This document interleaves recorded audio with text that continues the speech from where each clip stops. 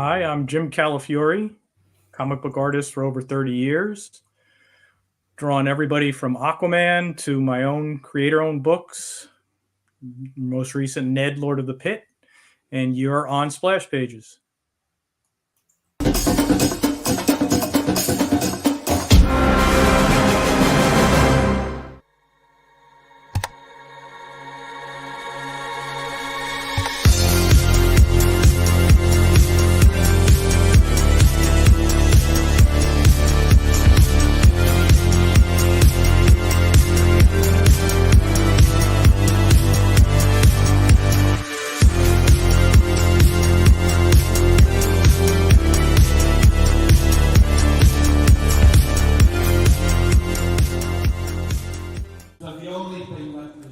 Of course, is the one obvious thing.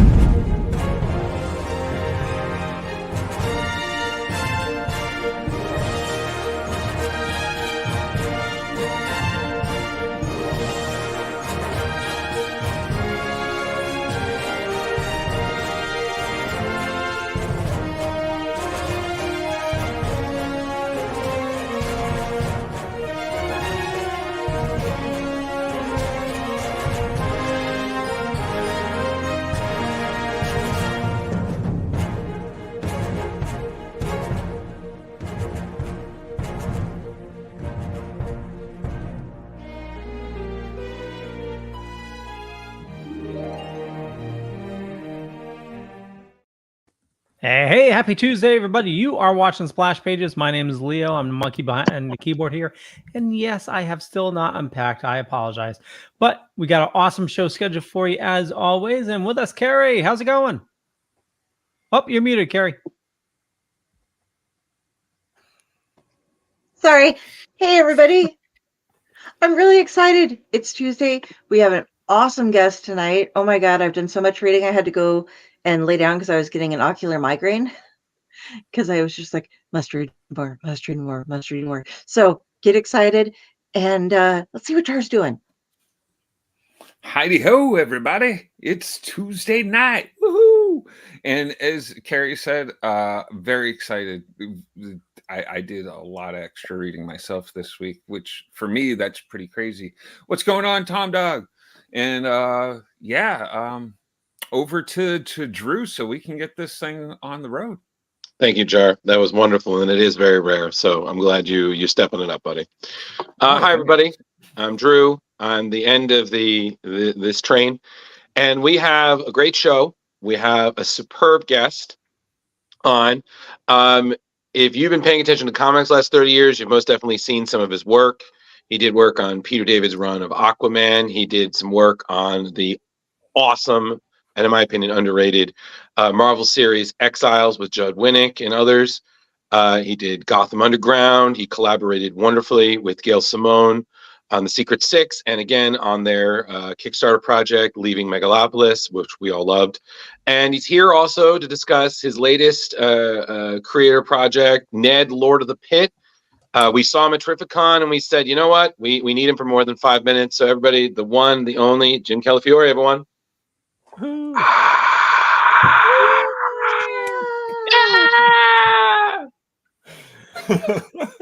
another one. I was enjoying watching your credits. I think you could have gone longer on them, though. Oh, yes.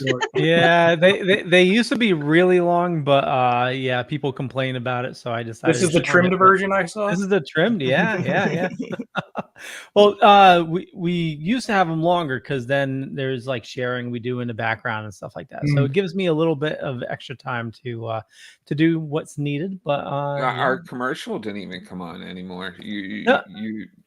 I'll run it mid-show. Oh. Ooh. We lost. I knew it. We lost funding. We're only being animated in 2 dimensions. We can't afford the third anymore. God. This is water, everyone. Don't worry. Yeah. You gotta stay hydrated. So, Jim, thank you for being with us tonight. This is, for all of us, an honor. Like, Oh, well, thanks for having me on. Yeah, and as Carrie and Jar definitely said, we definitely did a lot more extra reading. I mean, we met at Terrificon last year, and I'm familiar with Aquaman and Exiles, but these three have and no idea. So, we read Ned Lord of the Pit Volume 1. We loved it, and then these two. Not Leo, because he's very busy. The keyboards has a lot of buttons, so he's got to make sure he focuses on each one. They were like, "Oh, what else has he done?" I was like, "Oh, he's done this." And then we collectively read Leaving Megalopolis, both of them, and then they just kept going, and I was like, "I'm good." Thanks. Yeah. Well, I mean, I didn't want to cover the same ground as before. I was like, let's stick to new stuff, because then the joy is still there. So, but it was all great. And I think to start it off, the one thing I would say is having read both Ned and Megalopolis, I was really impressed at both of them. I just easily could see them amazingly adaptable. Like Ned, I could see as like a really nifty horror comedy series, and Leaving Megalopolis, I was like, screw you, Marvel and DC. This would be awesome to see on the big screen. I completely agree. Unfortunately, Hollywood is not. So. Oh, well. Damn you! All right, guys, new plan. We use splash pages to take over Hollywood, and then we choose the projects. I'm I'm complete okay agreement with with you there. Yes, So you guys have to be going back to Megalopolis at some point, right? You and Gail. Yeah, I mean, Gail is a very busy woman. We've talked about it. We've actually talked about. I assume you read the second volume, which we did the first volume as a Kickstarter and self-distributed that. Then we did the second volume as a series at Dark Horse, and I'm assuming you read the Dark Horse copies or trades. Yes, sir. We've talked. That ended with a very distinct cliffhanger. The second volume. Yep. We discussed over the last year or so, we've discussed maybe doing a Kickstarter for Volume 2, since there were a lot of people that missed it. Just even a lot of the backers missed it. Yeah. And that's Ned. Yeah, Ned, Leo. No, Ned, Leo. That's fine. He's getting Ned ready. He was getting it ready. He was preparing. So maybe doing a trade of that through Kickstarter, because we're done with publishers with it. And then follow that up with a Volume 3. I think she said has an idea to wrap it up with a Volume 3. Wow, that's going to be a great volume. I want it to become an ongoing somehow. Like, that whole world is so intriguing to me. Like, it's amazing. Well, I enjoyed it a lot. Unfortunately, we've been very disjointed in keeping it, getting it out. There was different plans. At one point, I had plans to supplement between volumes with a lot of creators I was talking to about maybe doing shorts that we would put up on Comixology when Comixology was a thing. Right. Just little shorts of that we edited and made sure they fit in correctly. And then collect those later. So we had a whole lot of ideas, but a lot of times, life and work gets in the way. Of course. And great plans go by the wayside. But I would have loved if we could have been faster with it and just kept it going on forever. Absolutely. We would have liked that too. Yes. Yeah. So, We will keep reading. If you write it, we will come. yes. Yes. So another thing that I also wanted to bring up is reading Ned. I couldn't help but kind of start to draw parallels to certain horror movies or certain things, and I have to ask, because it being a horror project and whatnot. Are you a horror fan? Did certain things kind of reference there, or Well, Or there are some direct references. I had a contest after the book was published. There's one point at which Ned's father says he's admonishing him about having created an annoying zombie roommate, which is one of the supporting characters. And he says to him, ever since those, and I can't remember the exact wording on it, those kids screwed around on that island, there's been edicts against zombies. And that's referencing, I then did that out as a contest for everybody if they could identify what movie he's referencing. And he's referencing a low-budget horror movie called Children Shouldn't Play with Dead Things. And I see blank stares across the board here. So it's a great old low-budget zombie movie, probably a little after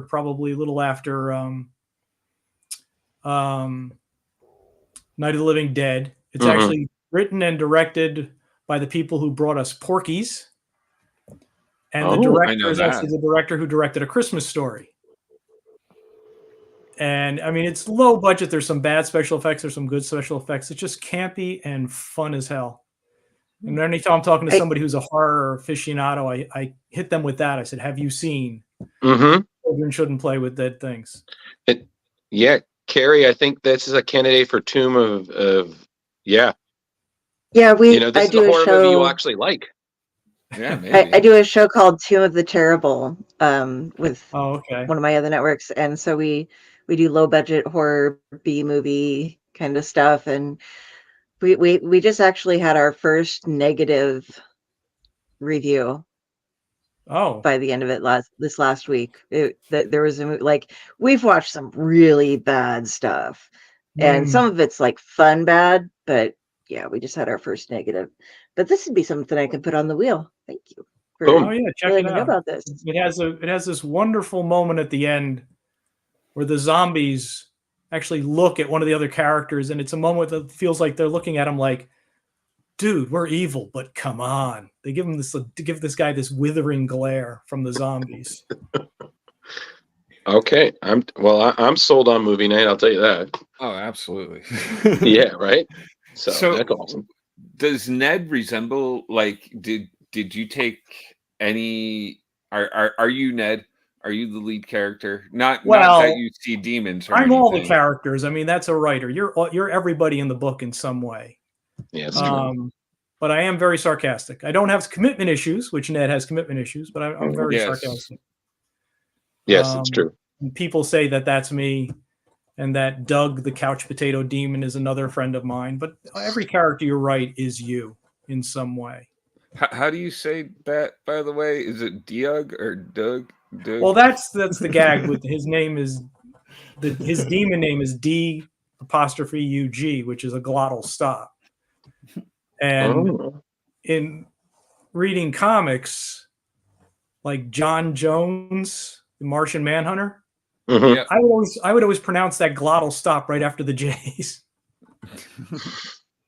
So that was my sort of an inside gag, and just the idea of that Ned can't say his name right at all through the whole book, and he keeps correcting him because he just wants to call him Doug, not. And I can't pronounce it actually. Where what inspired you to do this through Kickstarter and stuff? Because it's I had good success, Gail and I, with Megalopolis, so I knew it wouldn't. I mean, I had considerably less profit on it. We made a lot more with Megalopolis, with Gail and me together. But I was confident I'd be able to fund it. And the reason to do it is it's all mine. You know, I don't have to deal with anybody. I actually started to talk to somebody at one of the image imprints. And there were a couple things in the contract I didn't like, but also he was like, well, I don't care what you put inside it, but I control the covers. I love what you do here with Heaven being completely blank white. I thought that was hilarious. I'm sitting there and just like, this is oddly funny. And then one of the angels comments about how boring it is because it's white on white. And Jar, to piggyback off of that, you know, I also loved, and I know Carrie I think you're going to piggyback what I'm about to say, that you explained everything at the end of the book, like your choices and color palettes. And I thought that was absolutely fantastic because as a reader, you don't think about that kind of thing. You just see the page, but you really kind of peeled back the layers and explained, this, how tone, background, shading, and whatnot. These are things that you don't really think about unless you're, doing the creative process. And I thought that was great, not just in terms of like, this is the creative process, but as an instructional.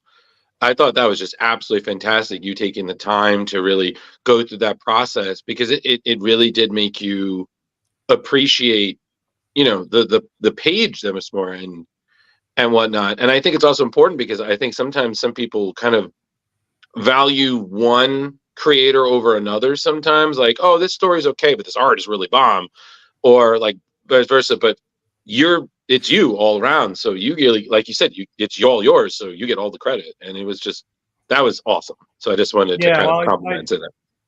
I did everything except the lettering and the production. I did the art, the write, and the color. And I like doing the supplements. I mean, a lot of times with supplements in the back of graphic novels, you don't get everything like that. They'll show you the script and the pencils that were done with the script, but there's not a lot of detail from the creators. The text. I put a lot of text in there describing what I was thinking. I'm doing the same thing with Volume 2, although Volume 2 is actually filling the whole book up, so the supplements are going to have to be on a PDF. But I really like discussing what I was thinking and why I made this choice or that choice, and especially with the coloring, since it was my first time coloring an interior book. I'd done covers, but not interior, and I wanted to just, describe the process. I described how this scene was supposed to feel a little different from the other scene. So this scene was oversaturated. This scene was undersaturated. This scene had a cast of yellow across it to make it feel a little sickly, like that.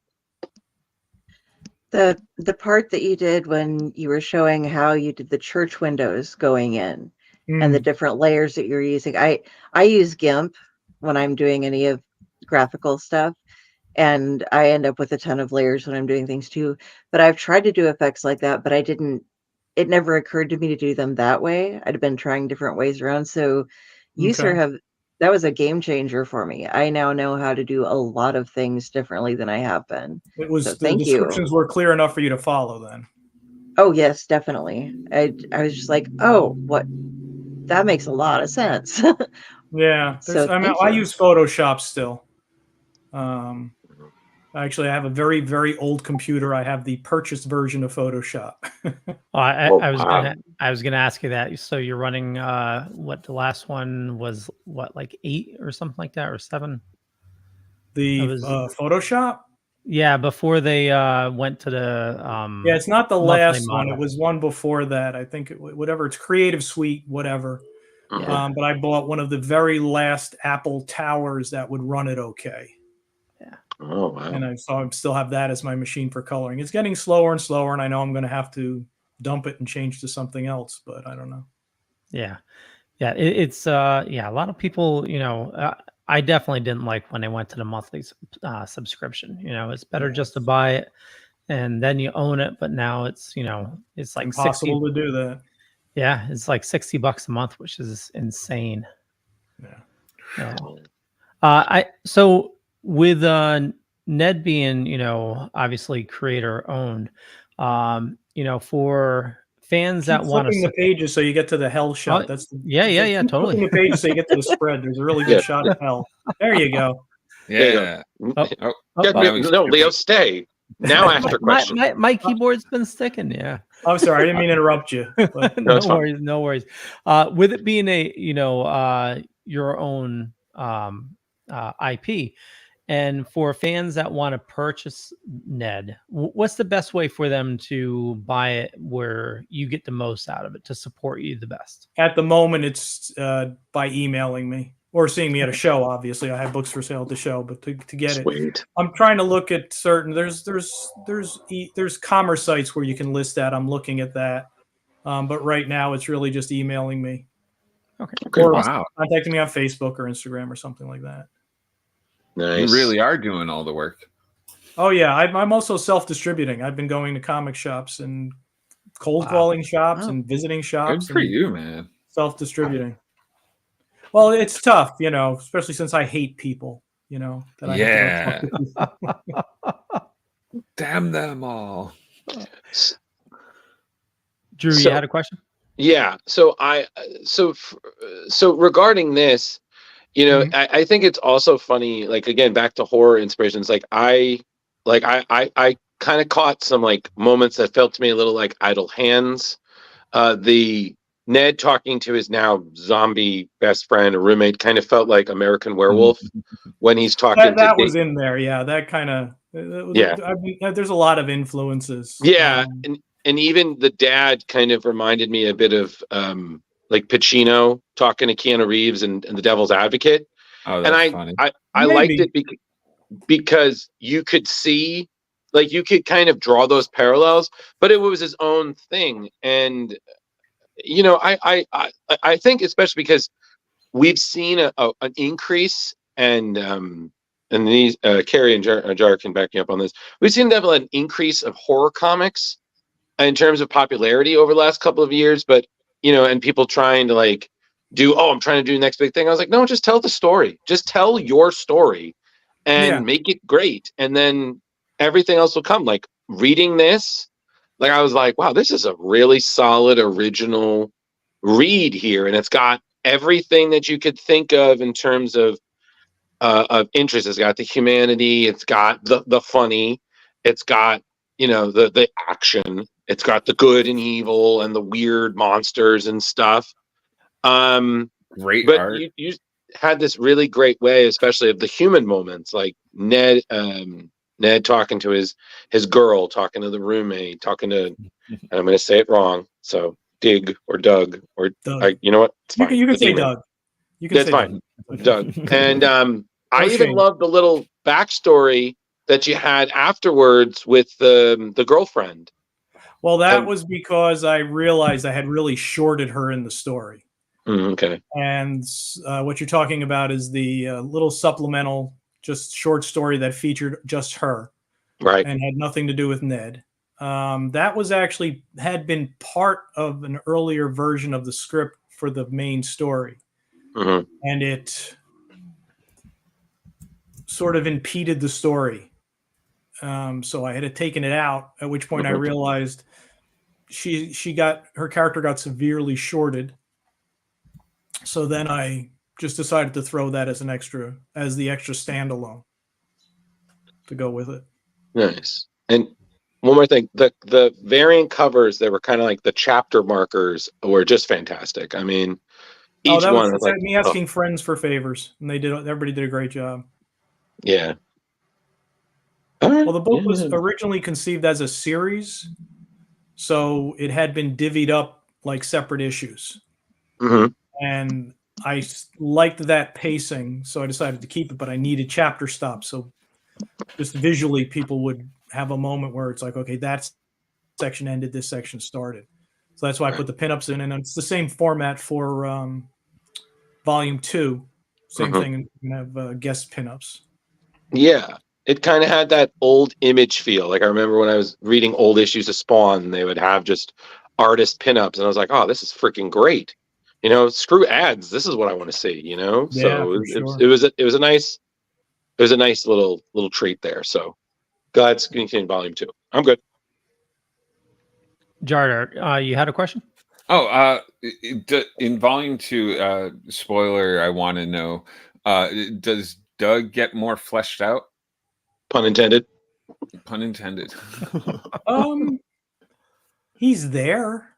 I mean, Doug doesn't really have a backstory. Oh, really? He's just there. You know, I mean, I kind of want to I know don't- like I what don't kind have of the- demon he is, and well, I don't have in my world building of it. I don't like demons who had been people. So demons are separate. It's not like you go to hell and become a demon. So he's just been what he is for a very long time. I kind of look at him like Winnie the Pooh. Winnie the Pooh just is. That's the Tao of Pooh. He just is. Everybody It's else true. has a personality. Winnie the Pooh just is. And It's that's true. it. He is. Oh, Drew, you got your next cosplay. You know what? I don't want to talk about this. This isn't about me. This is about Jim and his work. So I think the next person in a question was Carrie about the cherub. You know what? I'm not even going to say. I can't even say it right. Cherubs. Cherubim. Cherub. Yeah, there you go. Cherubim. Those guys. Okay, so I wanted to make like religion and mythology and everything is kind of a hobby of mine. And I Mhm. just wanted to make sure that I caught all of the cherubim that you used because they had nicknames when you referred to them rather than their full names. Right. So, okay, so I came up with Raphael, Jophiel, or Zophiel, Mhm. Michael for Mikhail, Gabriel for Jib, Kerubiel Yeah. for Kirby, and No, Zerachiel for Zach. Yeah. Now you're making me remember everything. Mikhail is not a cherubim. He's a seraphim.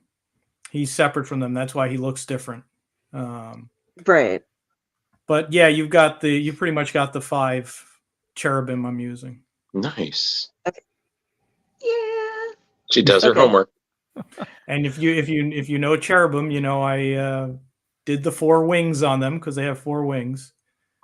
And the faces. You Mikhail did was really tougher. good. Seraphim have 6 wings, and I'm like, I can't get 6 wings in here. I loved how you did the heads for the different cherubim, so that worked out beautifully. Thanks. I love it when people take the time to do things right. So thank you. Well, looking up the research I had done on cherubim was years ago, separate from this. I tend to get into go down rabbit holes on clicking on, and I hadn't even known that cherubs weren't little babies flying around in diapers, with wings. That was a misnomer. But I guess you probably have this too. When people do religion in a movie and they get it wrong, drives me crazy. When they do stuff that it's like, no, that's not right. No, there was already a 13th apostle, so that's not a different 13th apostle. Stuff like that. Mm. My big one is when people refer to when they get the Immaculate Conception wrong. Because it's always like, oh, and then when Mary got pregnant with Jesus, that was the Immaculate Conception. It's like, no, it was when Saint Anne became pregnant with Mary because she had to be a completely pure vessel in order to give birth to Jesus. But that's one where almost everybody gets that one wrong. So that's a minutia I did not know. Look at the big brain on Carrie. Yeah. I Did get the into homework more- before the show. You'll have to let me know when I get volume 2 done if I got right, because I did some more. Oh, she will. I will beta read for you if you need it at all. I'm an editor as well. Oh yeah, look, a cheap editor. True story. She's damn good. She'll stay up all night. Literally. Uh-oh. Yeah. I'm trying to think. Just real quick, Drew. Jim, I saw you had a Mark Maron poster in the background. I'm assuming you're a fan.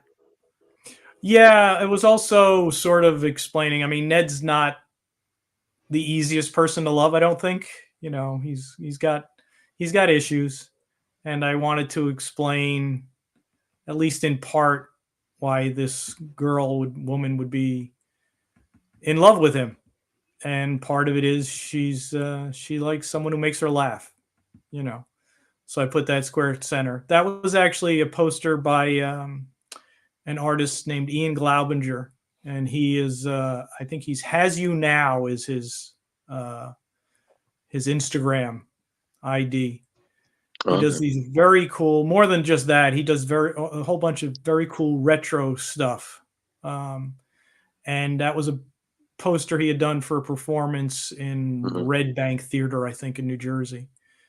And I asked him if I could use it, and he said yes. And there's also another poster in there of oh God, I can't remember the comedian's name. There's another poster in her apartment, And then he actually did one of the chapter stops for volume 2, which was very cool of him to Nice. do that.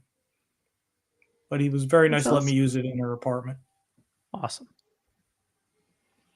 Who have been your inspirations throughout your career? Like, well, even before your career, did you grow up reading comics? Oh yeah. It's kind of weird. I can list off inspirations, and I don't think I look like them. My artwork. Oh no, I think you've got a totally your own style, like especially now in it's so yeah. Jimmy Distinct. Palmiotti said I'm alien. I said okay. I don't know if that was good or not. That sounds like Jimmy. But I mean, the first comic I ever bought was Hulk 127 with my grandfather in a luncheonette, which probably doesn't track for a lot of people right now. Nowadays, the luncheonette was a place. Obviously, it was a counter luncheonette or diner type place. Luncheonettes would have walls of books and magazines and newspapers and comics. It's just the wall of any periodical that was out. And so I grew up on Herb Trimpe's Hulk. That was my favorite Nice. character. But over the years, there's so many people I've just loved their stuff and ate it up. It's usually tends to like Bernie Wrightson, Barry Windsor Smith. John Byrne was a big thing, when I first found the X-Men. Yeah. But my biggest influences is when I discovered Heavy Metal Magazine. Very early on, Heavy Metal Magazine, and I got exposed to the Europeans who have a completely different way of telling a story. So there's a lot of guys in there, and I'm butchering the names, but Drew Ye, Bilal, a guy called himself Kazaa, and my god is Mobius. Mobius is my god. Yeah, Mobius is Always pretty will great. be. Nice. Drew, did you have something you were going to say?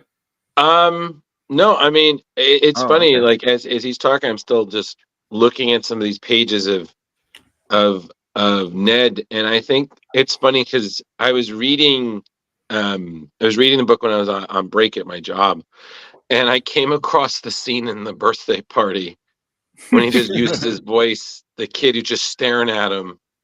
He just uses the voice to tell the kid, ask his mom what a Cleveland steamer is. And I'm like, I can't. Yeah. I was like, that oh that my- scene was actually worse than the original script. I had a Oh, different no. line there, and I'm like, nah, I can't do this. Oh, what was that? I'm not going to tell you. He's not gonna. No. You Jar. got to loosen them up more. Do you drink, Jim? Get a drink. I drink a lot of beer. There you go. I was going to have a beer with me because I haven't had one in a couple days, but no. Oh, it's fine. Resisted. We're very used to. We had one show where somebody was drinking whiskey the whole time. Oh yeah. Oh, that's a And- good show.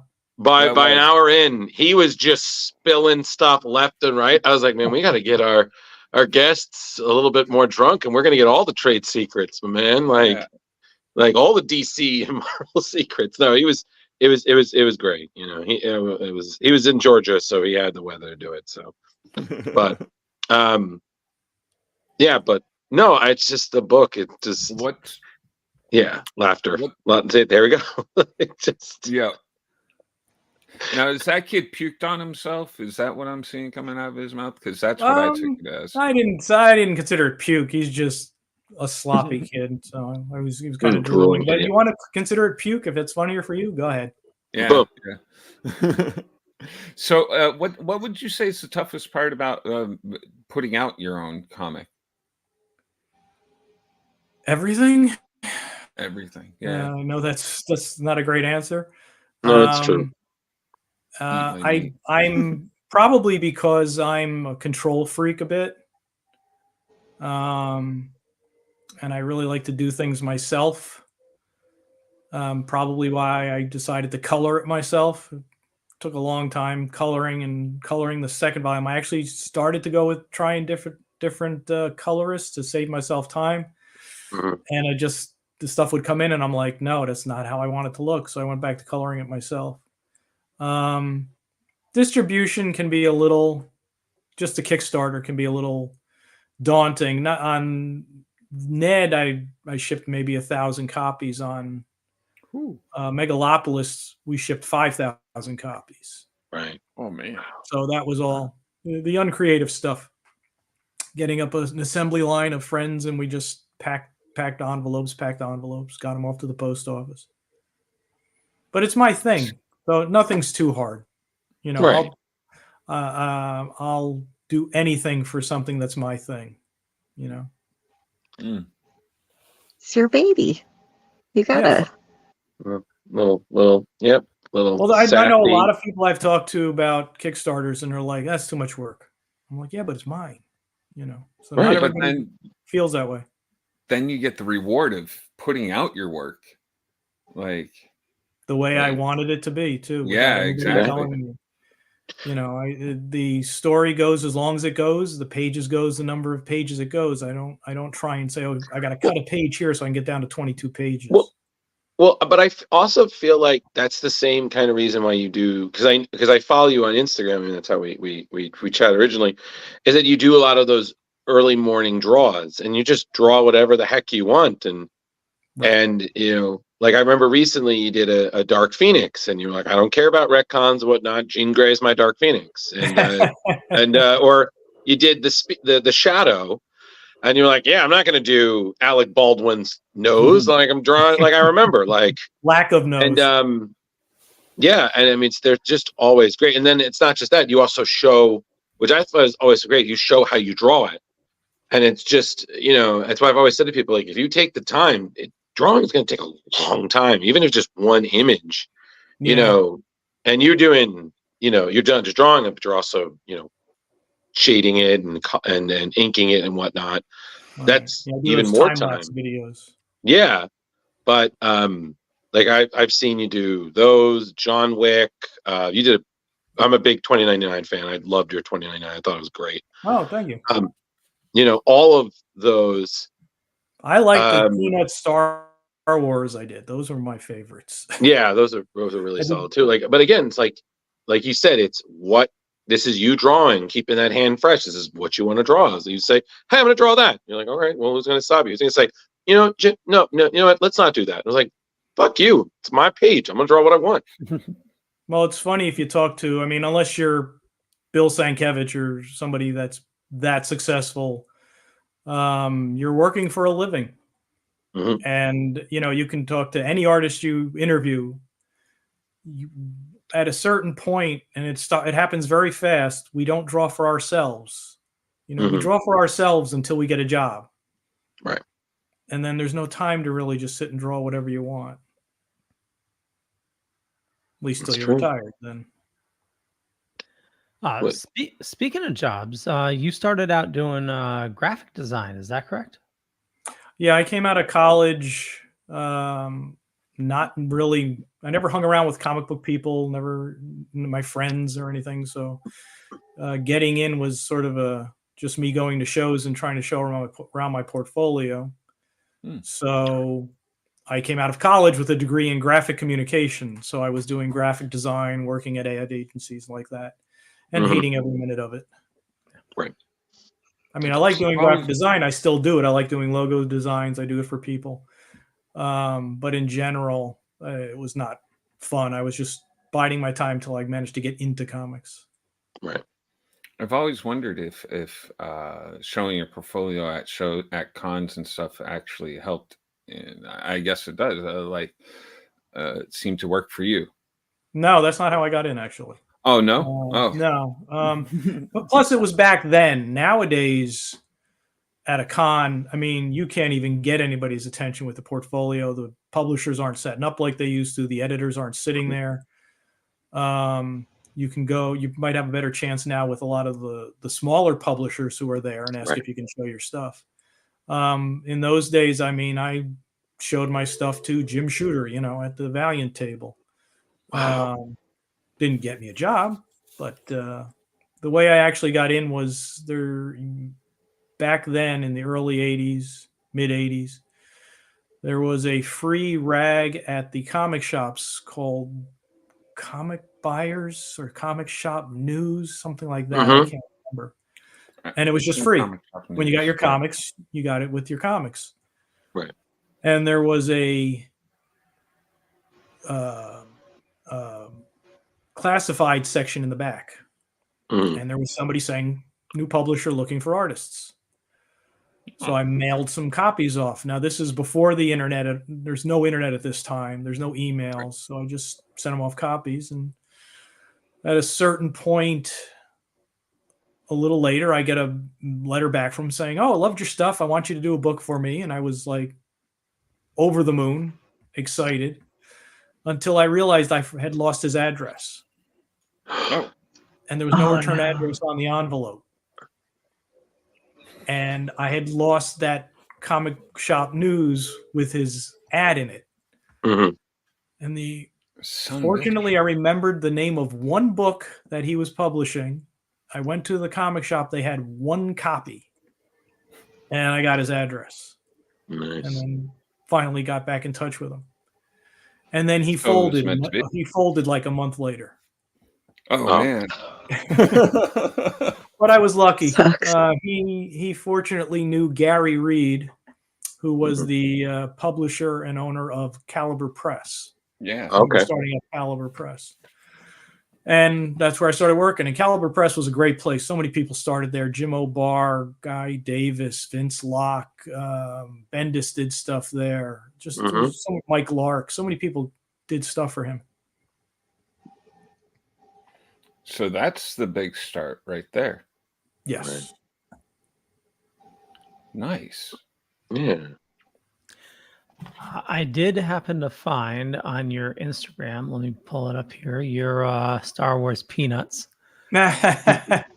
These are awesome. I love it. Oh, They were fun. Yeah. That's pretty And spectacular. if you look closely, Woodstock is in R2D2, poking up out of R2D2. Oh, yeah. Oh, no way. wow. That's great. I did not notice Snoopy is that. C-3PO. And the Death Stars replaced with the football that he always has trouble with, and the TIE fighters are replaced with his kites that always get caught in the tree. Oh, that's awesome. Nice. Now, That's cool. do you sell any prints of these, or was this? No, I sell these actually. Okay. I'm on my 6th sketchbook, I think. They're Wow. 5x8, and when I'm done, I dissect the book, chop it up, and I have a portfolio it shows. But also, people have contacted me through Instagram and Facebook for purchasing them. Awesome. Just curious. You don't have to say, but how much? Oh, the 2-page spreads are generally around $100. The Deal. single ones are like $60. Unless there's a lot of work, then it's $100. Nice. There's a couple deal. Batmans I've done that have had a lot of work in them. Very cool. Nice. Who's your what character gets? Oh, I'm sorry, Carrie. Go ahead. I was going to say, speaking of Batman, I had a question for you about Gotham Underground. Okay. I noticed we were talking earlier about how you do your art, and I loved how when it went back to early Gotham, you had that real old-fashioned kind of thing going on, and a lot of the shading was done by hatching. Yes. And then when we came back to modern Gotham, you had all these bright, not bright, but deep, like solid lines and everything covering things, and it went more into the coloring and stuff to do the shading for it. So first Who's of all, that was visiting? just really. Who's This is visiting? Hinata. Oh, okay. Sorry, I didn't mean to interrupt you. Oh, no, but I love cats. it just it just provided a great contrast for it. But I was going to ask you, when you have somebody else doing the coloring, because Gotham Underground was great, and like I said, you did so good with telling the difference between stuff. Do you get to help influence like what the color palettes are going to be when that Sometimes comes around? yes, sometimes no. Yeah, sometimes yes, sometimes no. The colorist on that was Jason Wright, and then I think it was Jason Wright. I might be wrong. No, it wasn't Jason Wright. Jason Wright did Secret 6 with us. Sorry. I mean the flashback sequence I intentionally did against my usual style with all the hatching, wanted to look a little woodcuttish. So the colorist just sort of picked up and did it all in sepia tones. Sometimes I'll leave little notes. Sometimes I'll leave directions. there's actually a I didn't know they were doing this back before I was working. There was a issue of X-Men that John Byrne had done, and they didn't delete or white out his note in the side of the margin to the colorist. So there's actually a page in an X-Men where you can see the note from John Byrne saying "light behind, dark front."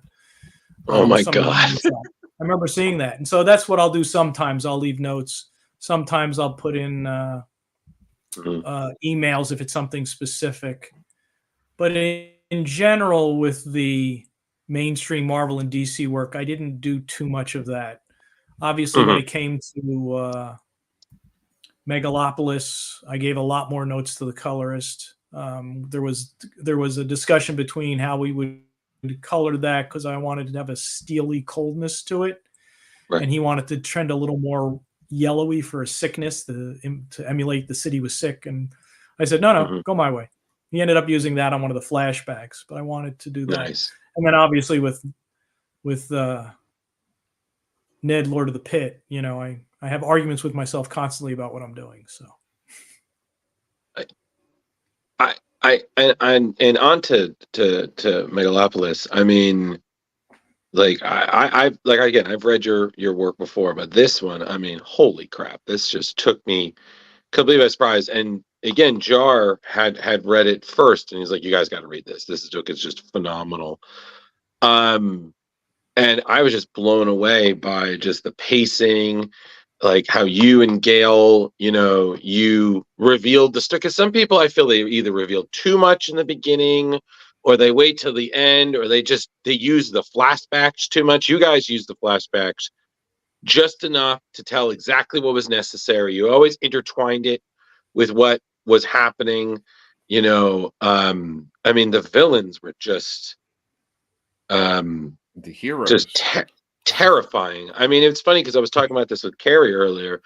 Like, it kind of reminded me, because again, their priorities shifted. They weren't, you know, like, it was kind of like reminds me of like how the heroes, when they were infected in Marvel Zombies, were talking to each other like, no, we're still us. Our priorities are different. We're not protecting the public. We're eating the public. You know, and this one, no, we're not protecting the public. We're having fun with the public now. Well, that's Gail. You know, she's got that delicious sense of humor. We had been working together since Secret Six, and so we had a good shorthand in terms of. I've worked with a lot of good writers who understand that I know what I'm doing. So if I want to change pacing on something or work in a different angle on it, I never change the story. But a different way to present it to punch the right moments. Because a lot of writers are writing scripts for movies, and you know, they don't quite get the static images. So I would punch up different moments, and she went whole hog on the craziness of the characters. The designs were pretty much, she would just say a character's name, and I did the designs.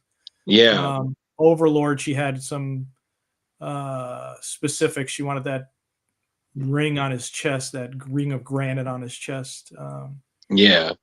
But then for like I also wrote my own backup story in the first volume of Megalopolis that featured a female crazy hero that she really liked that character, and then took that character and made her the main antagonist in volume 2. Southern Belle. Southern Belle. Yeah. Scary character there. Yeah.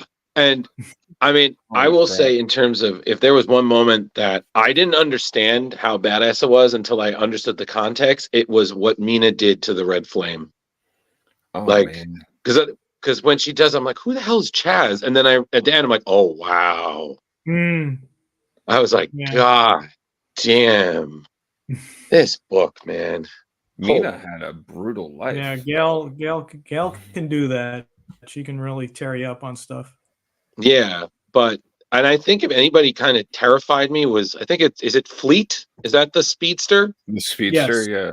Yeah, holy crap. That, like, especially what you did with showing him the half face. and he's grinning all the time. I was like, listen, this guy is creeping me more out than Reverse Splash, Zoom, or the one from Earth 3, the evil one. I don't know. I was like, God damn, this is just like. Yeah. Well, that was one of those where she said just the speedster, right.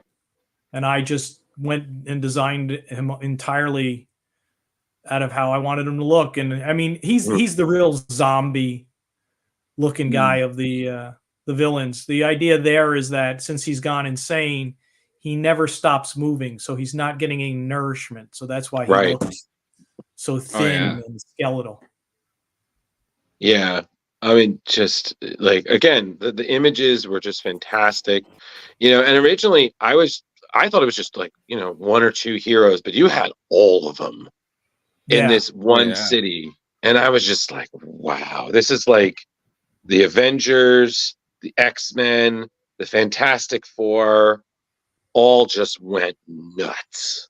Yeah. And I'm just like, God, that's terrifying. But I will say, as much as they were terrifying, I believe you called them the padlocks. Like these were even more terrifying because that was like kind of the people that were locked up in the their people that own, were offering sacrifices up. Yeah, because again, those like you said, those are these people you say, hey, in the hallway, and howdy neighbor, you walk by, have a little conversation while the dogs talk and whatnot. But especially when they're like, oh yeah, no, we did away with the like they explaining how they did it. Like, oh yeah, we did away with guy played loud music, person who parked the wrong parking spot. I'm like, oh no. Well, that's always the good part in horror. I mean, there's the monster, but then who among the people are the monsters? Who's the worst monster? Yeah. And then even the books really do focus on the people. The heroes are just the MacGuffin, the crazy heroes. The whole thing was just fantastic. And I mean, like I said, this and Ned and everything was just, it was so good. Like, I do hope that you guys are able to do volume 3, because I know, I'm sure I can speak for Jar and Carrie and maybe Leo at one point. We're in. Like, if we find that Kickstarter's up, I can say all three of us would be like, shut up and take this money. Go. I'm going to be messaging him for Ned Volume 2 as well after the show. Yep. That's hopefully going to the printer soon. All the coloring is done. We're in the production phase on that. There you go. Sweet. Yeah, but what were some of the what do you call them? The rewards that were given for Volume 2 that you can remember? I pretty much do standard. Anytime I do a book, just because I like little things. Anybody who gets the book, like Volume 1 had a postcard that was in there and a bookmark. Oh, cool. The second one is actually getting a if it's viewable, is getting a little pamphlet on how to raise a baby demon. Oh, so wow! I made this trifold pamphlet on how to raise a baby demon. That's going in with every volume too. That's the free stuff. In terms of the levels, I always offer easy stuff. Sometimes a print, sometimes a mini print. Always offering. People can get remarks with head sketches in them. That's a level. So on the first page, I'll do a head sketch of whatever character they want. Then commissions, I'll do 9x12 con style commissions or full 11x17 commissions. Nice. I also, in Megalopolis and in the second volume of Ned, I offer cameos. Oh, people sweet. can pay to get in. What? Yes. So there's a bunch of cameos in Megalopolis, and there's several cameos in Ned. And then they can also get the choice to own the page if they want to go for the next level up. They can get drawn in and own the page they're on. What? And then I sell the cover, offer the covers and pages from the previous volume. Man, I got to pay more attention to Kickstarters, guys. Me too. That just sounds so freaking cool. I mean, I can stay, Jim. We will definitely be stopping by. I mean, we're going to say hi regardless, but definitely we're going to be stopping by and spending some money at your table at Terrificon this year. So, Okay. you know, I know I will. I'm fairly certain Carrie is, and it's probably Jar. Are you good too? Are you? Oh yeah. How feasible is that you might have the actual copies at Terrificon? Then I can just pick it up there. What month is Terrificon? August. August. There's a possibility. It depends all on. I mean, once I'm at the printer, I'm in the hands of the printer. I'm on their schedule, and I'm sure they've got more expensive people to deal with who they're going to get printed first. Oh yeah. But I'm hoping I've got to get a few more things tidied up, and we get this off to the printer. It might be, but I'm not sure. Jim, just use the voice, man. Just use the voice and get it done. You know, You will print me now. Now, print it now. before the show, we were talking about you have a Defenders of the Earth series coming out soon. Yes, there was a cartoon called Defenders of the Earth, which featured the old King Feature Syndicate characters: Flash, the Phantom, Mandrake the Magician, and a character I had never heard of. I don't know if he was created just for the series. Was Lothar, a sort of jungle adventurer. And Mad Cave Studios has optioned characters from King Feature Syndicate. There's a Flash series that's standalone, and I'm doing a sort of, it's not a reboot of Defenders of the Earth. It's sort of a 10 years later Defenders of the Earth with those characters, and each character has either a child or a ward that went along with them in the series. And that's what I'm currently working on. Dan DiDio is actually writing the script. Nice. That's a pretty big team up. Yeah, it is. And when should we expect to see that? I don't know. Eventually. I know When I it used to comes know the out, damn it. schedule. I'm sorry. I probably should have gotten on top of that. No worries, no worries. I mean, we keep a First lookout issue for may the. be July. The first issue may be July. I'm not sure though. Okay. But I'm almost done with the first issue now. And all Nice. the layouts are in on second issue, so I can just power right onto that. So, Awesome. So I had one question, and Carrie, I believe you had a question. So if we should see you randomly at a bar and we want to buy you a drink, what you said beer? What beer is your fave? I'm a beer snob. Okay. Several years ago, I discovered craft breweries. Oh, okay. And the running gag is, ABV is alcohol by volume. They call it JBV, Jim by volume. It has to be at least 10% or better. Oh wow. Yeah. Take note, everybody. Russian Imperial Stouts aged in bourbon barrels. It's fantastic. If it pours like motor oil, it's the right one to get me. Okay, good to know. Good to know. And what can we bring you at your table at Terrificon? I can't remember if alcohol's allowed on the floor there or not. Nah, just yourselves is fine. I don't need to get drunk at the conventions. Yeah, the commissions might come out a little wobbly. Yeah, I don't drink a lot, but one beer is basically about the alcohol content of 3 beers when I drink it. So. Oh, I just meant like if you had a soda or something like that you can, or just juices or waters or something that you. No, I'm good. Just yourselves. Just come and say hi. Okay. We can do that. We could spend some time. Carrie, you had one question? Yeah, I was, a couple of things real quick, but first of all, and I think you said, looking on the page where it was, Gil just said there were 24 heroes on the bridge, so I had fun. And you just made up all of these characters. And I love that number 18 is never gave this guy a name, but every city needs a mystic character and someone has to have the skull head, right? So the 2 birds with 1 stone thing applies. And then later on, you gave him like the nameless coffee was his thing.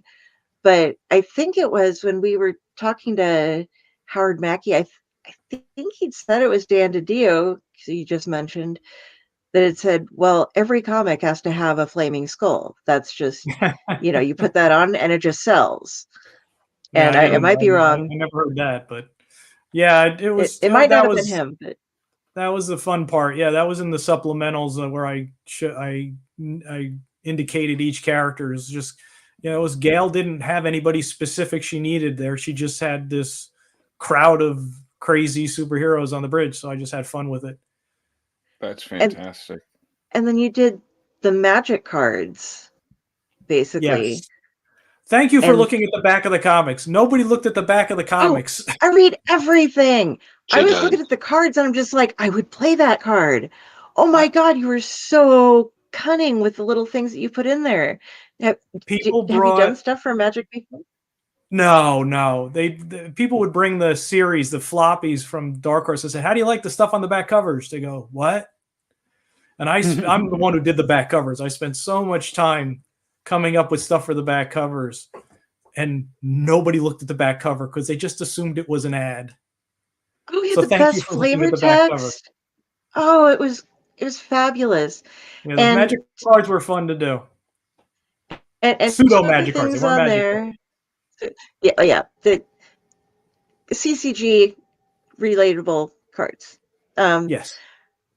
Okay, so this one is the weirdest thing. I've never been a fan of like the stretchy people powers, but I love the ribbon.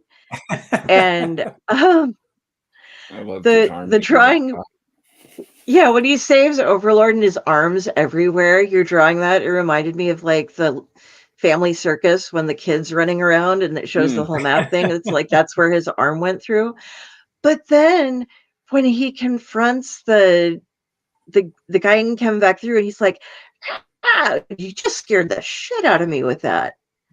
I'm like, I'm gonna have a nightmare, I think, from his face when he's just like, I could just eat you up. Like, that's all Gail. I mean, the drawing has to go with it, but I mean, that was one of those characters. I mean, most of the characters she used in the second volume were just characters she plucked off the bridge, saying, "Oh, I like that character," and she gave them personalities because I didn't. They had no lines. I didn't give them any personalities in the first volume, so she had a lot of fun. Again, she's a delicious writer, you know. She is. Agreed. Yes. just those eyeballs. Leo, did you have your concluding questions? Or are you good, buddy? I'm good. Yeah. I think we covered everything.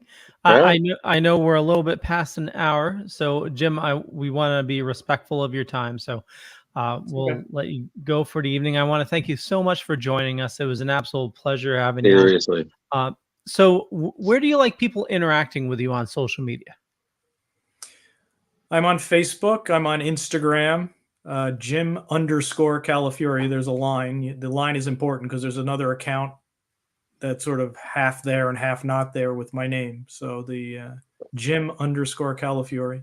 I also have a website that I've neglected for a little while. I have to revamp it, but I have a website. People can click and email me through the website, jimcalafiore.com, or just message me on Facebook or Instagram. Awesome. It's true. And we got a bunch of people watching, so people that are just tuning in now, Jim did mention, reach out to him through social media if you're looking to get like a copy of Ned or some of his work there. So definitely reach out to him. And there was one other thing I had, but it flipped my lid. Are you on Blue Sky? Yes, I'm also on Blue Sky. That's I'm not getting a lot of followers there. That one's a tough slog. Well, you just got Leo. Yeah, Leo will follow you. It's going to take off. I just know it. I'm waiting for something to take off. Yeah, I mean, it's not a den of evil like Twitter, so or X now. I was about to say it's X now, buddy. Yeah. We couldn't say Twitter, so we have to one letter. I saw the notification that they're adding videos now or soon. Oh, really? Sky, and direct messaging. Ooh. Nope. Still don't care. Yeah. All right. Well, Jim, thank you so much. And seriously, continued good luck on all of your projects that you're working on. We, and if you when you have any other projects, we would be more than glad to advertise for you. Hype it up, get you all that monies, and and we look forward to seeing you at Terrificon in August. That's going to be great. Definitely stop by for sure. As Oh, soon as and you're kickstarting Ned Volume 3, let us know. totally. Totally. What's your next con? I'll be at Motor City this weekend. And then next weekend after that is GalaxyCon Oklahoma. Nice. Which Very then cool. I think I'm then off till San Diego. And San Oh, Diego's all great. right. Well, enjoy. Jeez. Yeah. All right. Thank Yeah, you. Get your sleep in. Yep. Yes, I'll try to. Thank you again, Jim. And like I mentioned at the beginning of the show, just hit the leave studio and then it'll prompt you for an uploads. And then if by chance you don't get to that page, I'll send you a link or Drew will send you a link after the show. Yes, sir. Okay. Awesome. Thank you again. Thanks.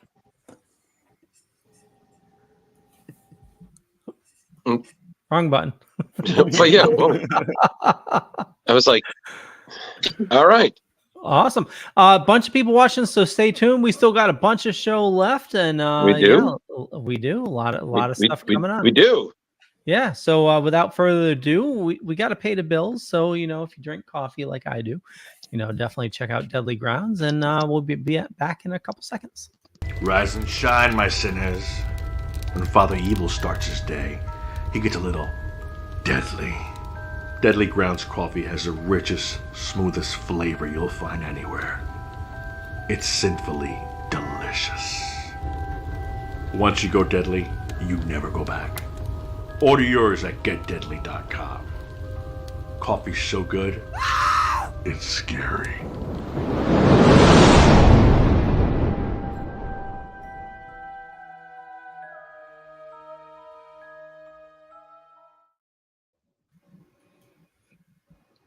There we go.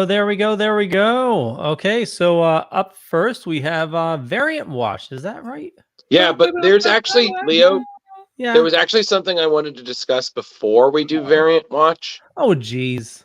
Did we do something wrong, Drew? No, we didn't. No, we didn't do anything wrong. There was just something that's really cool happened involving the new Superman movie that I really wanted to bring up. So, Ooh, what is it? What is it? well, I don't know if anyone knows, but of course we already been hearing a lot about this movie. But James Gunn has always been very big on showing love to comic book creators, as he's very big on that. As we will remember, for instance, that he read almost every single I saw this. Suicide Squad comic before doing the movie. That's why it's so good. And recently he took a photo where he showed that he had a ton of the notable Superman creators on set to kind of see what he was been working on and stuff. And it must have been so good because they had to talk about signing an NDA. So Leo, if you can pull up an image, I can actually name all the people that are in that photo. You throw this at me like last second. Like it's a good thing I'm quick. I'm nimble fingers. Well, you had to be quick at something, buddy. So, excuse me. So in the beginning, from what we can see there, in the front row, you have Frank Whiteley, who, as we know, did All-Star Superman. James Gunn. Right next to him is, of course, the great Jim Lee. The middle row is starting from the left.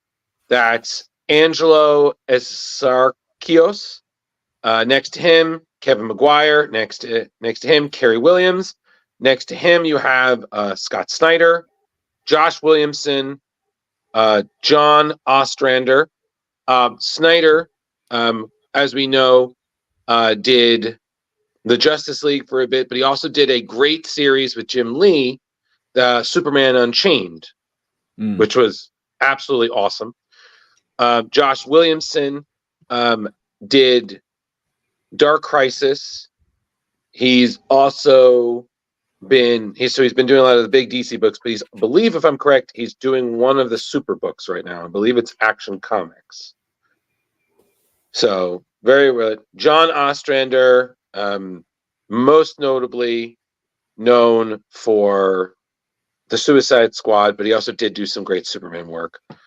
And also one of our first guests. Yes, we had him on the show way back when, and it was a truly great experience. And so wanted to give those people props. And next to him is an End Depies. And in the back row with the glasses on, that's Jerry Ordway, who, as we recognize, is a huge, somewhat permanent, consistent staple of Terrific Con. And CT resident, I believe, correct? Indeed, he is CT resident. Next to Jerry, you have Christina Merkler. Next to her, you have Cameron Merkler. Next to them, we have Dan Jurgens, who, I mean, if you knew the DC in the 90s, I mean, he was writing Superman like nobody's business. He was also he's also the writer, creator who did the famous issue where Doomsday killed Superman, aka exactly. Superman issue 74, 75, I believe. 75, I believe it is. Yeah, thank you, Jar. And then next to him is, and then next to him, or in the last of the back row, is Jason Aaron, who reinvented Brainiac, Bizarro, most recently, and is one of Jar's most excited books because he's doing Uncle Scrooge and the Infinity Dime. Yes, coming soon. And a nice chunk of those people will be at Terrificon this year. So fingers crossed, everyone. James Gunn should just come over too. Come to the dark side, James. Yes. Yeah. So yeah, I just wanted to, I thought that was really cool. Personally speaking, I just love that James has just such love for the comic creators, and not just a specific era or story, all creators. So just wanted to give that shout out, as I think that is really freaking cool, man. I find, this is the conspiracy theorist in me. I noticed they're all wearing the same exact shirt. Mm-hmm. I wonder, a lot of people are, everybody's seen the picture so far. The first picture of Corn Sweat in Superman outfit. Yes. I'm wondering though if we're gonna get more than that logo. Is that logo he's wearing at the beginning of the movie or at the end? Like, are we gonna see the original logo? Oh, I see. Well, kind of like how we've had different stories. Like, remember when we were doing that Max Landis book? The style evolved. Yep. Over time to be what he was, as it has since forever. Yeah, like, that logo, we know his mom makes his suit. So maybe that's, what he starts with, because that was from his ship. But, maybe. As he adapts the Superman, name, maybe he redoes the logo and we end the show with the, the original logo. I believe the proper pun before starting Variant Watch would be "we can hope," but that's all I'm going to say. Love it. So, love it. Thank you. All right. So, Leo, and yet I need to say this, but Leo and Jar, you guys always seem to get the lightest weeks of Variant Watch. So whenever I do it, I get like 10 damn stories. You and Jar, man. Thank the Lord. The industry's rich. I passed it to you this week too, Leo. I was just like, it's so light, I'm just going to give it to Leo. And then I added more to it. Oh, okay. Well, hopefully, who's the true fist of the North Star? Hopefully, now, Drew, definitely correct me if I'm wrong in any of this. So I'm going to try my best. I got you, buddy. From the notes I have. So there's nothing like a variant spotter that does not sound right. Keep going. This Pride Month, Marvel Comics is celebrating LGBTQIA plus heroes and characters in a big way. Kicking things off in June will be the annual Marvel's Voices Pride Anthology one-shot titled X-Men: The Wedding Special #1. Yep. So following that, fans can look forward to an all-new series of eye-catching Pride variant covers on the same of Marvel's hottest titles. The Pride variants this year were drawn by 2 rising star artists, Betsy Cola, not Pop, Cola, and Get out. I like that. yeah. Thank you, Charger. And Davi Go across 8 stunning covers. They depicted iconic LGBTQIA plus heroes like members of the Avengers and X-Men alongside their fellow Marvel super allies. Each cover artfully teams up queer characters in a celebration of diversity and representation within the Marvel universe. From the iconic to the new favorites, Marvel is ensuring their heroes get the spotlight this Pride. So fans won't want to miss adding these vibrant variant covers to end the X-Men wedding one-shot to their collection. Okay. So let's see. This here is, I think these are out of order. I can do this. So that's North Star. Yep. That's American Chavez. That's Rachel Summers. Oh, is she the new Dark Phoenix? That's Hulkling, Hopefully. King of Space, technically. Hercules. I believe. Wait a second. Arcade. That's Arcade. Are you? She looks like a pirate. Oh yeah, you're right. In the, with, yeah. In the red. Swashbuckling. Angela, right? Angela. That's Thor's half sister, right? Former Image character. Previous of Spawn. That's Lightning. Oh, That's And something right. That's the So next story. yeah, that's the next story. So yeah, so you had, so you have American Chavez in. No, we don't need to go. We already did a just listing. So American Chavez, Angela, Black Cat, Hercules, Hulkling, Lightning, Loki, North Star, Rachel Summers, and Runa, and those are on sale from June 5th to the 26th. So all month. awesome. Since Pride is celebrated in June. Yep. And then there was Wolverine. Yeah. Okay. So let me pull up my notes here. So 2024 is shaping up to be the year of Wolverine, as it marks the 50th anniversary of the iconic X-Men's first appearance. Holy shit, we're the same age. You didn't hear that from me. Logan quickly became one of the most popular mutant heroes after his debut and remains a fan favorite to this day. Fittingly, Marvel is honoring the milestone with a brand new solo Wolverine comic series as part of their highly anticipated From the Ashes X-Men revival line, and the first issue getting a very special variant cover treatment. Legendary artist John Romita Jr. has created a variant cover for Wolverine #1 that pays homage to the first ever Wolverine comic cover from 1982's limited series. That iconic image from Frank Miller featured Logan brandishing his claws, beckoning on an unseen foe. The Reckoning.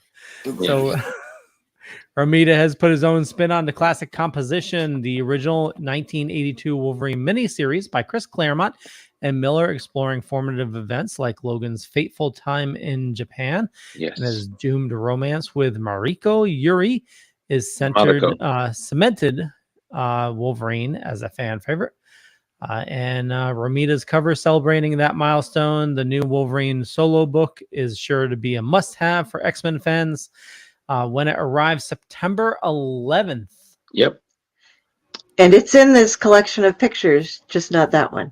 Yes. Yeah. So I can tell each artist. So the one that you just had up was Patrick Gleason's. That's the adamantium skeleton one. The next one, Leo, that's Kari Andrews, who we've discussed is doing his sequel to Spider-Man Reign recently, so he's back at Marvel. I love this cover. I think it's absolutely great. And That- sorry, Jar Jar. What were you saying, Jar Jar? Oh, I was just saying I was really confused because the picture you had it on, I was like, that's JR. No, it's not. I was like, wow, that looks way better than what I thought he was doing. Yeah, and that's Clayton Crane. That's Clayton Crane's cover. Oh, that Ooh. that forget the one guy's name. is We did a big thing all on the negative space. I think that's John Tyler Christopher, because he does those negative space variant covers. Yeah, I absolutely love these. Well, then you can buy one. That's Peach Momoko. Yeah. I recognize her style anywhere. That I don't know that one. that's Felipe Massafera. That's the JR homage cover. Yep. And that one, that's the Mike Zeck hidden gem variant. Ooh, Mhm. I like that one. Yeah. Oh, And- yeah, Yep. And we already covered that. But yes, so all of those covers. All of them. Buy them All of now. Buy Or now. don't. Or no, well, we can't buy now, Jar. They're not out yet, but they Oh, will. That's true. but And you can. Yeah. Unfortunately, I found out you can pre-order books on eBay. Like, That's yeah, and pay the, buku bucks for something that's not even you're not going to get till With September 11th when that book shipping. is available. Yeah. I was looking at the Scrooge covers, and I was like, Oh, okay. do I want to Well, buy yeah. all of them? You know. No. Yeah. You shouldn't do them all. Don't do them all, Control Leo. yourself. All right. If you get all your boxes unpacked, for each 5 boxes, you get 1 cover. There Terry, you don't go. encourage this. You want to see that? Don't house encourage cleaned this up real comic quick. book hoarding. All right. So what's next? What's next? You know what? I have an idea. What's the idea? I think what's next is really Drew's News! Drew's News! Exciting tales, fresh comic views. In the pages, heroes fly, villains plot under the sky. From Gotham's dark to Metropolis views, we cover stories old and new. Drew's News! Drew's News! Your daily source for comic clues. Join the fun, it's a heroic cruise in the world of Drew's Comic News. By the way, I'm tired of your shit, Leo. Bravo on your cosplays of Mr. James Gordon. Oh, thank you. I'm still not done. Especially like the Harley Quinn imitation. Yes. Oh yeah, yeah. Trust me. There is more to come, Jar. So, I know it's not news, but I don't know if you see that there. I see something there. Hold on. Let me. I don't see it. What's? Oh, the it's hell? a Lego thing. It's a Slave One. Yeah, Boba Fett Oh, ship. okay. There we go. Yeah, it's it says Lego Slave One. No, Very no, nice, Leo. that's not Lego. All right. Well, whatever it is, it's impressive. Move on. Yeah, that thing's massive. All right. So do they still call it Slave One? No, I it's thought they not. changed the name. Yeah, it's now called Boba Fett ship. Oh, that's it. Yeah. yeah, it's Boba Fett ship too. Please welcome to my ship, Boba Fett's ship. Oh, this is me. X Factor. All right. As the X-Men operate on the fringes of the law, some groups have managed to advocate for mutant rights within the system as officially recognized strike forces. In the upcoming From the Ashes era, this tradition continues with a new iteration of X Factor, crafted by Eisner-winning writer Mark Russell and acclaimed X-Men artist Bob Quinn. Tasked by the government to counter mutant paramilitary groups, X Factor, led by Angel and Havoc, features a roster including Pyro, Frenzy, Feral, and more. They serve as both special agents for missions requiring superpowers and as a tool for shaping public opinion. While the team's motives vary, they are savvy in navigating the murky waters of politics as hidden agenda surfaces.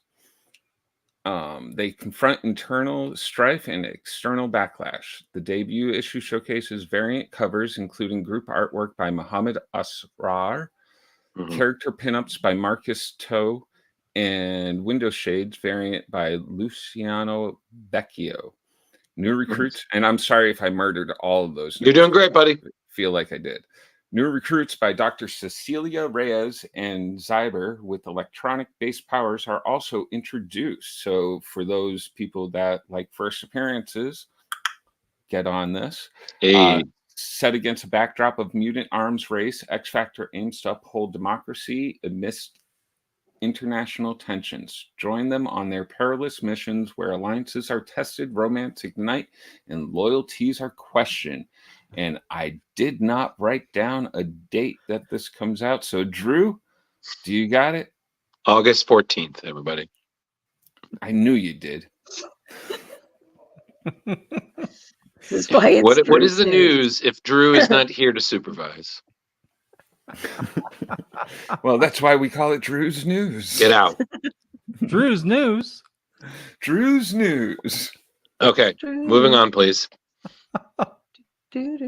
Whoa.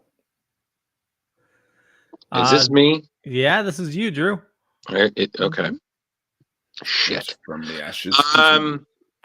All right. So, piggybacking off of Jar, while X Factor is part X Force and X Static, Exceptional X-Men, we'll see a group of new mutants trained by two of the best, Kitty Pryde and Emma Frost. So this, written by acclaimed author Eve L. Ewing and drawn by Stormbreaker artist Carmen Carnero. This is the final flagship X title to launch from the quote-unquote From the Ashes era. You're going to have 3 new mutants coming to Kitty and Emma for help. The metallic whip-wielding Bronze, emotion-stirring Axo, and a stealth skills fighter named Melee. So essentially, where we're starting is that you have Kitty Pryde essentially distancing herself from the X-Men. She's in Chicago. She does not want anything to do with this in any way, shape, or form. She even takes a job as a bartender. So, but she can't ignore the call to help when 3 young mutants essentially come to her asking for assistance in figuring out what the hell to do with their powers. And of course, she can't avoid the watchful gaze and passive-aggressive comments of Emma Frost. Yeah, it's really interesting to see from what Eve and her collaborator creators say. It's really interesting seeing Kitty, who was kind of the one-time kid sister of the X-Men, has to deal with her own good and bad memories. She's kind of now figuring out what it means to be a leader and a mentor for a new generation, which is funny because they say that because I feel like they're just kind of ignoring the time when she was the headmaster for Wolverine's school, the Jean Grey school for exceptional mutants. But it doesn't really matter either way. This just is what the X-Men is really about, training the new generation. And this is on sale September 4th. And yeah, check it out. And I'm assuming this is connecting covers. Very cool. Yes. Looks very much so like that. theirs is the one on the far right. And Tom Dog would like us. Oh, I'm sorry. Yes. No. Yeah, Tom, we're going to talk about that, but we have to put it to the end so then Carrie can feign discuss because it's her favorite actor. You know, she likes getting in the cage with that one. So. Oh, Tom Dog knows. He knows. Yeah, I know he knows, but we like making fun of it. So, but moving on, Leo, this is yours. Ooh. Okay, so Batman's greatest anti-heroes are teaming up once again. So this August, DC Comics is bringing back the infamous Gotham City Sirens for a major 4-issue event series. Poison Ivy, Harley Quinn, and Catwoman. Together, they make up the formidable team of complicated villains turned heroes. And when they join forces, they're practically unstoppable. So this story kicks off when an illegal hunting operation threatens the wildlife and citizens of Gotham City.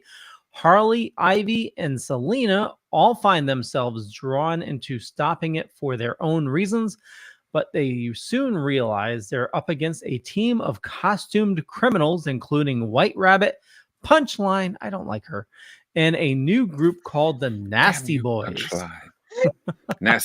Nasty boys. Make you feel so good. Get out. That cover, just wow. Which one? That one or that one? No, that one. That one. Oh man. I was just like, What is, okay. who are they sitting on top of? Just some Chippendale? I'm assuming the Yep. Nasty Boys. Yeah. Oh, that, yeah, okay. Yeah, that's the punchline. So, so from there, it's only natural that Gotham's leading ladies unite as the Sirens to take down the nefarious game. So this 4-issue Gotham City Sirens event comes from the creative team of writer Leah Williams and artists Matteo Lally, Daniel Hilliard, and Brant Stein. So fans can look forward to stunning main covers by superstar Terry Dodson, as well as a 4-part connecting variant by Gilliam March depicting the Sirens' battle with Punchline. Nice. So it's been over a decade since the iconic trio's last major comic outing, but starting August 7th, the Gotham City Sirens will take the world by storm once again in this can't miss event series. And also, another plug is that the cover artist, Terry Dodson, will also be at Terrificon. So perhaps we'll get to ask him about this. Yeah. You know, if he isn't busy creating gorgeous works of art. Mm. Why are there so many anti-heroes or anti-villains? Are the anti-heroes, right? Yeah. Anti-heroes. Yeah, there's so many of them now in DC. They become popular, and obviously they need to, the villains become popular, and they need to like make them, good so they can have their own series, like Catwoman, Harley Quinn. I don't think Joker's Poison never Ivy. been good. No, Poison Ivy is closer to a hero now. They've been doing stuff with her. Yeah. So that Harley Quinn show, especially with her on it. yeah. Yeah. Well, Joker, they had White Knight, where Joker was a good guy. Oh, that's different. That's a totally different universe. Yeah, I It's know. a different timeline, Jar. Yeah. I mean, it's a different timeline, Leo. Can't compare the same, Yeah. man. So I would have to say, like, I know I dislike Punchline, but I know it's probably because the storyline that she was debuted in, it was that stupid fear state or whatever it was. No. Yeah. Punchline did not debut during Weird State. She debuted during Joker War. During Joker War? Yeah. I thought she came out during was it Tom King's run? No, it was during Joker War because I remember they made a huge deal because her co-creators are Carrie's favorite writer now, James Tynion, and Jorge Jimenez. Because I remember because her first appearance sold like hotcakes. Yeah. And that was during Joker War. Batman Volume 3, number 89. Oh, James Tynion, yeah. Told you. Tiny Onion. I love my time. Oh, it must have been right before Fear State. It was before Fear State, Joe, though. Okay. Leo, so you are correct there. I didn't like her creation either. She was like social media something, right? She was doing something for social media. Yeah, there was some college thing that she was attending and such. But anywho, moving on. I know who this is. Yep. All right. So this summer, no, it's called Summer Shadows. This September, Dark Horse is releasing a new horror mystery title, Summer Shadows. It's written by John Harris Dunning with art by Ricardo Cabral and coloring by Brad Simpson, letters by Jim Campbell. Summer Shadows is a dark tale that takes place on the Greek island of Raxos. And the main character that we see here is Nick Landry, and he is searching for his ex, Anthony, who has disappeared along with several other unsolved cases from Avraxos. He begins working with the Coast Guard officer, Elekos Korkoulos, and they begin to unravel an unsettling connection between the missing people and some of the richer citizens and their yacht, the Nix. This is going to be a 4-part miniseries and has elements of LGBTQIA plus romance, as well as mystery and horror, and will be hitting comic book shops on September 11th. It will be up for pre-order on May 24th. Cool. So, yeah, it didn't give us too much to go by on there, but it looks pretty good and it sounds kind of interesting. It kind of gave me the way you were explaining it. I kind of thought of Silent Hill. I don't know. I kind of thought just the way it looks, it kind of gave me some Talented Mr. Ripley vibes. There's something suspicious going on with the people who own the yacht. So they're fancy schmancers, and for some reason people they just disappear when they go hang out with them. So I need a we yacht. shall have to find out. All right, cool. So don't buy a boat. Got it. Is this a continuation of Dark Shadows? Oh, there you go. I don't know. Shadows. Probably not, Leo. Don't get your hopes up, buddy. What's next? No Johnny Depp. Oh, dun, dun, dun, dun, dun, yes, dun. this jar. I'm sorry. The second I saw this, I was like, I don't care what he has. I'm ditching it because he needs to cover this story. I still would have done the Moon Knight story. I have it already all done out. But anywho, this is a little long-winded. I'm sorry. Do your best, buddy. Yeah. Epic crossover alert. Masters of the Universe meet Teenage Mutant Ninja Turtles, which we only thought was a dream, is finally becoming a reality. I guess the toys really hit. Get ready to witness an unprecedented collision of two iconic universes as Dark Horse Comics brings forth a monumental crossover event between Masters of the Universe and Teenage Mutant Ninja Turtles, with creative powers of writer Tim Seeley and artist Freddie Williams II. Fans are in for an exhilarating ride through dimensions as beloved characters from Eternia and New York City's sewers join forces in an epic showdown. Scheduled for release in September, this collaboration promises to be a treat for aficionados of both franchises, offering a fresh narrative that entwines the rich mythologies of He-Man and his allies with the adventurous spirit of Leonardo, Michelangelo, Donatello, and Raphael. Tim Seeley, known for his captivating storytelling in titles like Hack Slash and Nightwing, brings his unique flair to the script, ensuring a gripping tale that captures the essence of both worlds while delivering the unexpected. Coupled with the dynamic artwork of Freddie Williams II, whose dynamic illustrations have graced the pages of Batman, Teenage Mutant Ninja Turtles, and Injustice vs. Masters of the Universe, readers can expect stunning visuals that leap off the page. In this crossover event, fans can anticipate thrilling encounters as He-Man and the Masters of the Universe collide with the heroes in a half shell. Whether it's battling the forces of evil or unraveling the mysteries of the interdimensional portals, this comic promises an adventure of epic proportions. Dark Horse Comics continues its tradition of pushing the boundaries of storytelling by uniting these beloved franchises with nostalgia-inducing nods to the classic lore and exciting new twists. Masters of the Universe Teenage Mutant Ninja Turtles is poised to captivate fans old and new alike. So mark your calendars for September and prepare to embark on a journey beyond imagination. Dark Horse Comics unleashes the ultimate crossover event. Whether you're a fan of He-Man or a devotee of the Ninja Turtles, this one's a comic you don't want to miss. By the power of the ooze, I have the power. Well, I'm sold. I don't know about you guys. I'm telling you, the early stuff that Freddie put out on his page, you guys can go to his website. He has TMNT Masters of the Universe pages that he had created before this was going to be an actual thing. And I hope it's better than what we're seeing right here. This is the way the toys look, and I'm not too much of a fan of the toys, but hopefully they're closer. Like, why is he got hair? Well, that's Mikey. I know, He, but he why got to be got hair? goofy. Yeah, man, he's clearly He imitating his new idol. His bro. he got the sword for a second, and it made him grow hair. That's what I Yeah. think. Listen, there are small By the details power in of there. Grayskull, I have the hairpiece. Mm, I don't know. look at you, Suave. Exactly.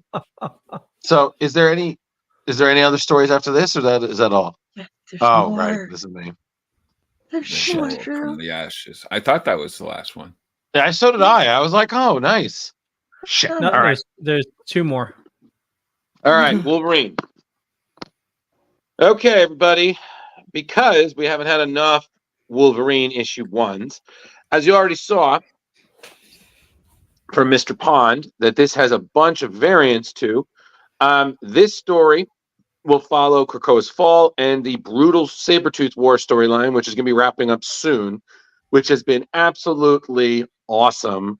Much props to Benjamin Percy and his collaborators, which we will be glad to ask him all about at Terrificon this year.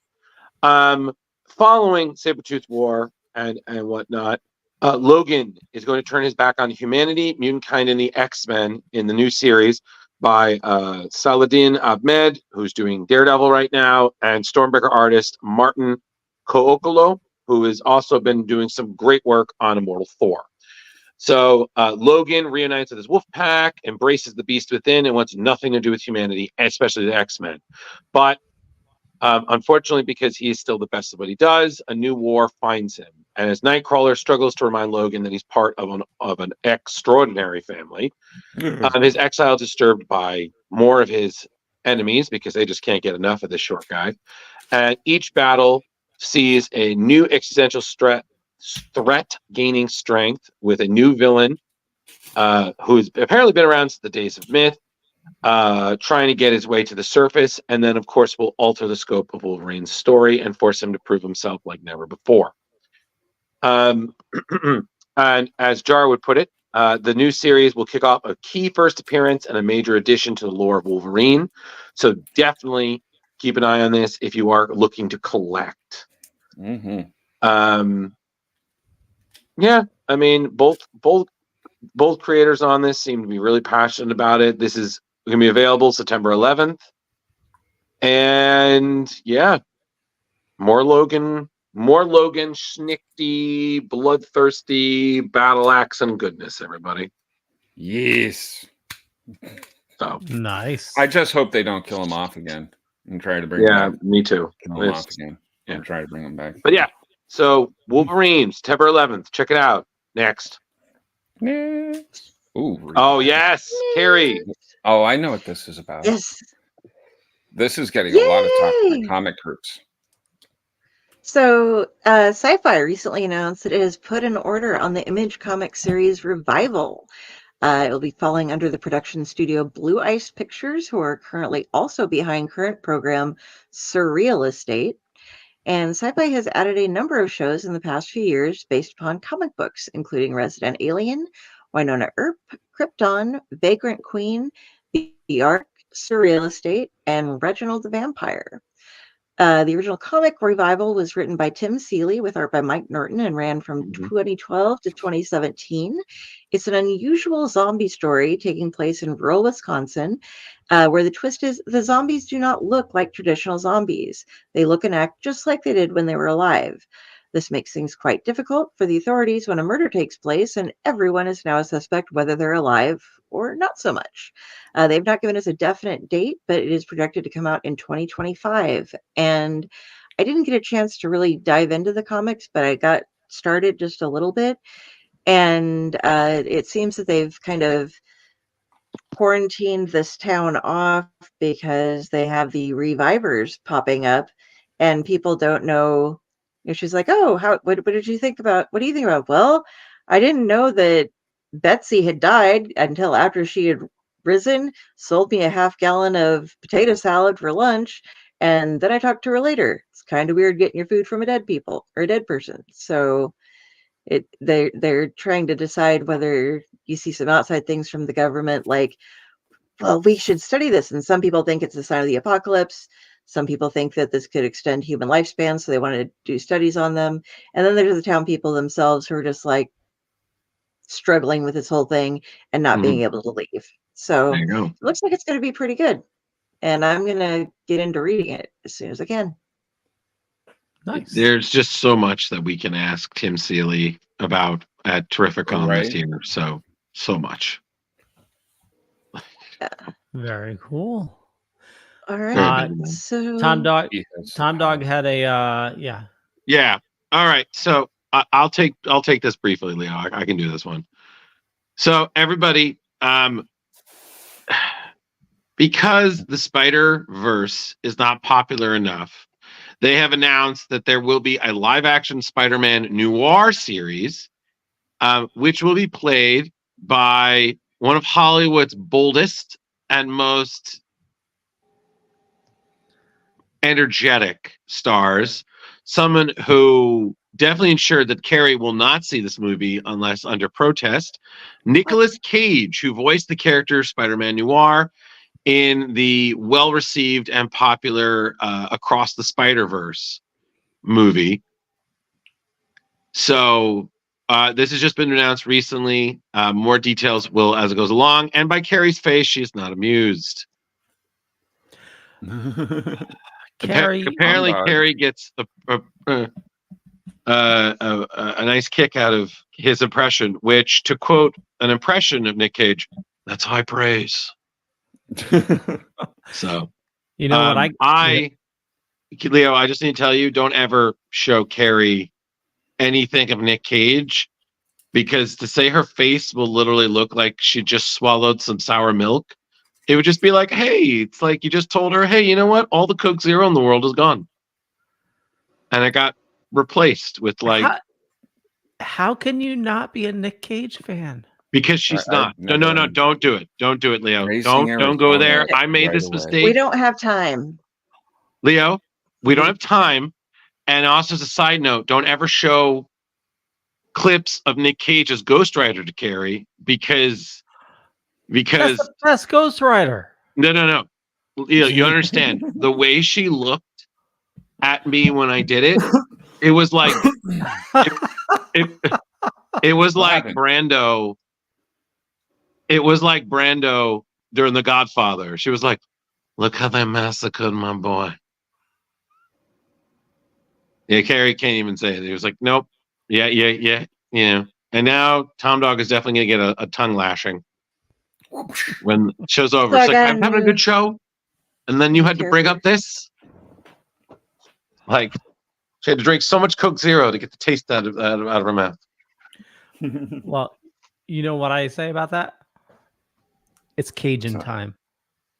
No, I'd rather it be Morbin time. Thank you. All right, everybody. So, Leo, is that it? That is it. All right, let's to quote Han Solo. All right, kid, blow this thing. Let's go home. Punch it, Chewie. Okay.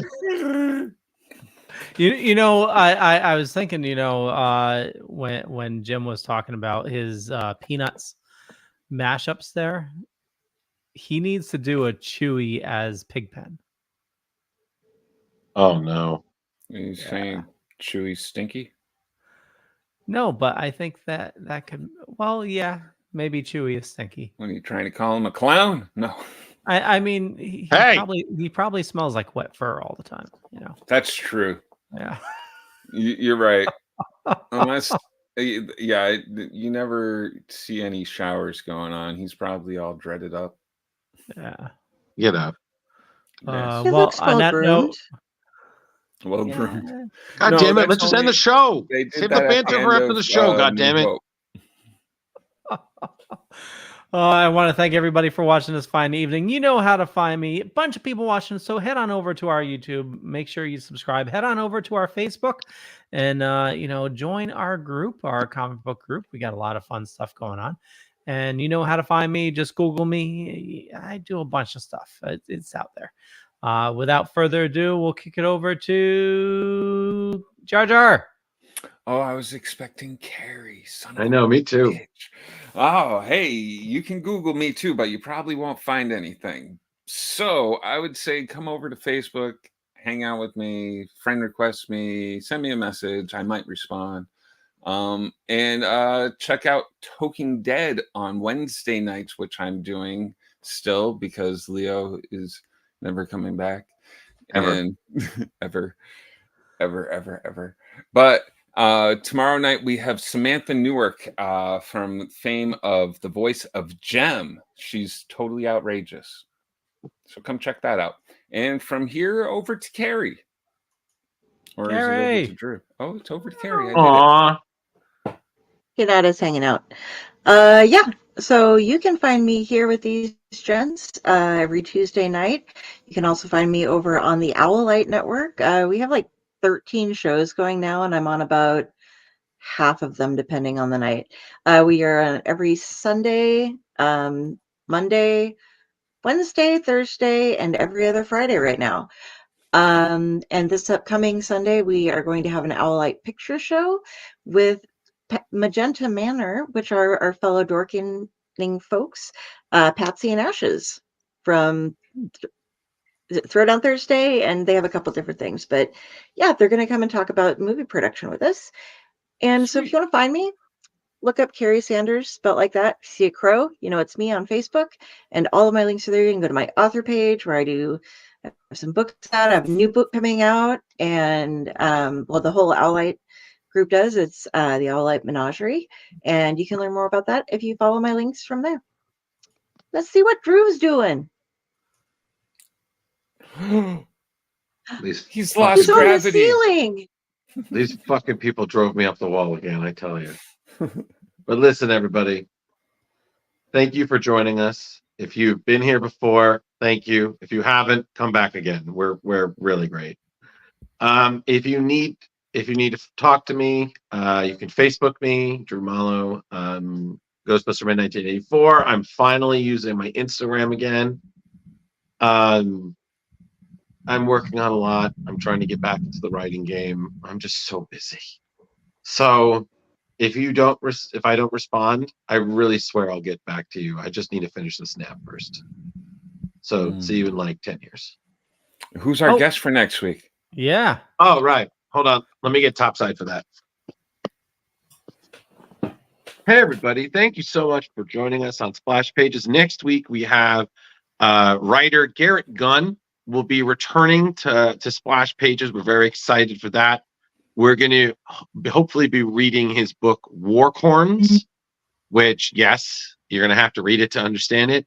And maybe might be talking about some of his newest projects. So we're very excited to have him back on the show. And we'll hope to see you there, too. Awesome. Well, with that, I'm off to steal the Declaration of Independence. Bye. All right. Sweet. Bye. My head's on